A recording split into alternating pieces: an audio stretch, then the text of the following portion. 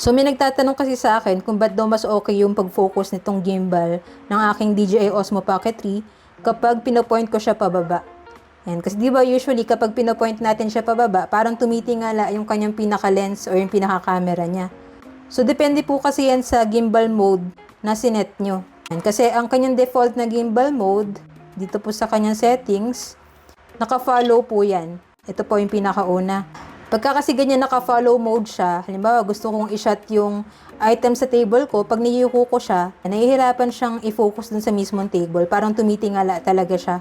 Ngayon kung gusto niyo na yung mode is parang kung paano tayo mag-video sa phone natin, ito po yung masasuggest ko sa inyo na gimbal mode, yung pinakadulo niya. Itong FPV mode. Kasi pag ito po yung ginagamit ko, and ang nagiging result niya is kung paano ako mag-shoot ng video sa aking phone, parang ganun din po siya.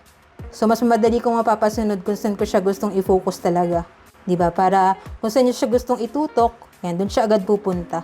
Yan. So, anyway, kung interested rin po kayo sa ganitong camera, maganda siya pang vlogging, pang content creation, pang product videos, kasi stable na po siya and meron na siyang gimbal, no? Check nyo na lang po dyan sa Yellow Basket. Dyan ko nabili yun sa akin para same quality and legit store din yung mapagbilan nyo. So, yun lang. Sana nakatulong tong video. If you have any other questions, just let me know in the comments and follow for more tech content.